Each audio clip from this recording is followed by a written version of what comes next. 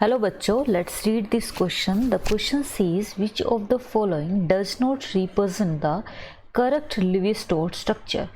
Okay, so हमारे पास ए, B और सी ऑप्शंस हैं. इनमें से कौन सा लेवी-स्ट्रोड स्ट्रक्चर एग्जैक्ट नहीं है, करेक्ट नहीं है? तो फॉर दिस हमें ये करना पड़ेगा की concept for this question.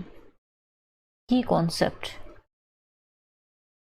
That will be levy-strode structure and representation of outermost electron of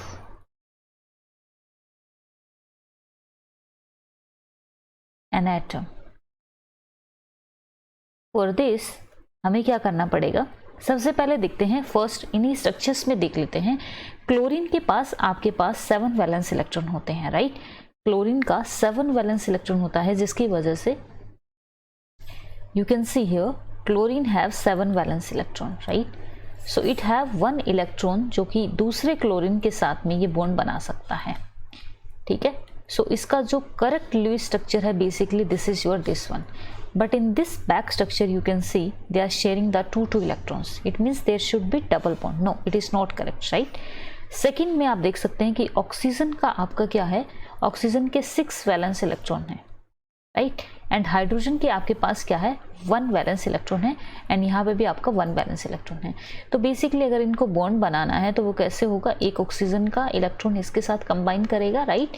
and एक ऑक्सीजन का इस हाइड्रोजन के साथ कंबाइन करेगा, तो ये आपका लेविस स्ट्रक्चर हो सकता है.